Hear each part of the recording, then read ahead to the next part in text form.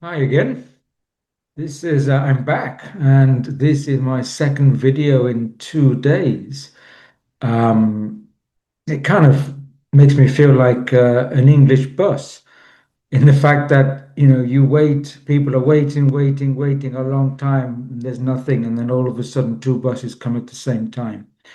Um, well, yesterday I was in the garden talking about, of course, the new book, The Threshold, and I said that I would do a reading from the introduction. And I thought about today that I would do a voice recording and just put it out as an audio with the cover of the book. But then I thought, well, that's kind of impersonal. And, I thought, well, I'll just make it personal. I'll be here myself. You can watch me reading. You may not be interested in it, so you may want to turn off now. But I would like to do a reading for my new book, and I guess as the author, it's you could say, my privilege to present the book. And I've been offline for so long. Um, I actually feel like I'm in a kind of transition between both worlds also. I write about this liminal zone between two eons, two epochs, where you've left one epoch, but the one we're moving into hasn't been established yet. And so that's kind of a bit of a limbo phase where you've left one and waiting for the other two to form and emerge. Um, well, because I've been moving locations, I feel the same. I've left behind a lot of how I was before and where I lived, and I'm in a and I'm waiting for this new place to emerge, and I've got, it's quite bare at the moment. So this video may be echoing because there's not much in this place, but it's cozy, and I feel kind of cozy speaking to this video, having the sensation that I'm speaking to some people face to face as you watch this. And I think I've kind of more or less got past the stage of wanting to make, you know, glossy videos and all this trickery of technology and clickbait and making it look, all dazzly and images. And a lot of videos I see now are obviously AI created videos. And so I've gone back to the guy in a chair to to speak with you now. And the last video yesterday in the garden was apologies, it was in portrait mode, not landscape. It's just the way I picked up the phone. I mean, it was kind of done in a spontaneous way. I just picked up the phone and had a chat. I didn't know what I was going to say, but I have a faith that something comes out which is half intelligible sometimes. Um, I'm. You probably think I'm rambling, so I'll get on and read from the introduction. The introduction is about 4 or 5 pages. I may read all of it. I may stop halfway through. I don't want to make this sound like a monotonous a monologue. So apologies if it does, but um, well, if it does, it is. If that's what you feel, I don't really need to apologize. I'm just glad you're here, and so don't take anything personally. Accept yourself. So, this is the introduction called Approaching the Threshold. It begins with two citations from two authors that I've um, been, um, I suppose, been close to their work at various stages of my own life. The first one is from Sri Aurobindo, and he says, at present, mankind is undergoing an evolutionary crisis in which is concealed a choice of its destiny. And Sri Aurobindo, over a century ago, um, was always talking about this evolutionary transition of humankind and how we are moving into this period where we need to be receptive to the incoming changing energies.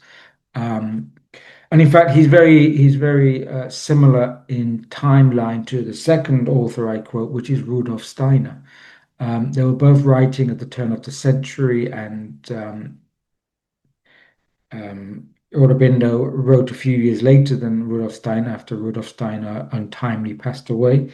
Um, but other end of the culture in Europe, Rudolf Steiner, and this is his quote: "Everything is changing, but the most significant event of our time is a deep, decisive transformation in the faculties of the human being."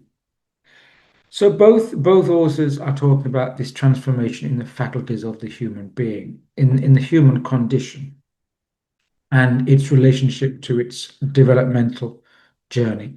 And this is really what the book is about, the transformative times and certain forces which are involved in that time. So here's the introduction, finally. If we are to see where we are going, or maybe heading, we first need to examine and acknowledge where we presently are. And humanity is presently undergoing an evolutionary crisis and is in the process of forgetting what it means to be human, what the human connection means, and what is the genuine path forward for the human species. To the casual observer, it would seem that this bipedal carbon-based species has lost its way. The cosmos has come to mean nothing to us, just an empty space somewhere out there that one day we may colonize. The world we know of and the reality it provides for us has become a chaotic playing field full of our projected fantasies, desires, and all else in between. There is little or no eternal or absolute that we feel connected to, that moors us or equilibrates us within this rumbling sea. The sacred silver umbilical cord within the soul of humanity lies shrouded in dust. Humanity is largely unable to find its intrinsic value and worth, and looks away from the eternal questions. In fact, there is no sense of the authentic eternal within the human condition, and the path of destiny is regarded as a concrete paved multi-lane highway going nowhere in particular. Modern history is looked upon as a road to nowhere, scattered with the discarded trinkets, charms, and totems of both decadent and impoverished lives. Humanity, in short, is unable to perceive its own greatness.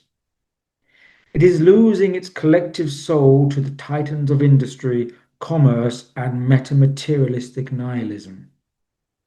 In 1957, the American Catholic monk Thomas Merton published the following statement: "The world of our time is in confusion.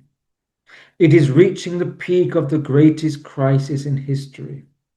Never before has there been such a total upheaval of the human race. Tremendous forces are at work: spiritual, sociological, economic, and not least of all, political. Mankind stands on the brink of a new barbarism. Yet at the same time, there remains possibilities for an unexpected and almost unbelievable solution: the creation of a new world and a new civilization, the like of which has never been seen. We are face to face either with Antichrist or the millennium. No one knows which." End quote. At the time of Merton's statement in the 1950s, the end of the century's millennium appeared as the potential antidote to the machinations of the Antichrist and its deepening materialism. Merton foresaw a threshold moment on the horizon, only that he phrased this in the dating of his time. Humanity was eventually able to pass the marker of the third millennium, yet this did not resolve the situation but only prolonged its present momentum. The postmodernists and the transhumanists would perhaps both alike call out that humanity is now entering into the stage and state of the post-human. Yet they would no doubt regard this as a philosophical and technological stage, respectively. Metaphysically speaking, humanity is experiencing the liminal state of the post-human only insofar as we have drifted from any transcendental center that keeps us connected to a greater cosmic reality beyond the constricted limitations of the purely physical. We may be experiencing the post-human in that we are becoming splintered from the essential that makes us truly human. We are certainly not past it yet. Rather, we are teetering on the edge of a dangerous cliff. However, it is exactly at such teetering points, places of hazard, that great leaps are taken, and where significant thresholds are passed. Perhaps at this stage there is nowhere else to go except further denial, or an unsuspecting form of rejuvenation, restoration, or one might be bold enough even to say the revelation of apocalypse. A present cycle of human time is coming to a close. According to the second law of thermodynamics, everything is moving towards final collapse or ending through entropy. That is, through the gradual decay and dispersal of energy, all material systems eventually move from order into disorder, chaos, and breakdown. These are the laws that appear to govern physical processes in the external world. All physical bodies, systems, and cultures go from birth to decay. Whatever has emerged into physical manifestation has already begun to die. And it is in these latter times of decay where deteriorated forms of life are most prominent. Or, to give it a spiritual religious context, where the forms of evil are most manifest. According to philosopher Charles Upton, quote, the nadir of human spiritual receptivity must, according to the doctrine of many spiritual traditions, manifest not simply as a disappearance of spirituality, but as the satanic counterfeit of it. End quote.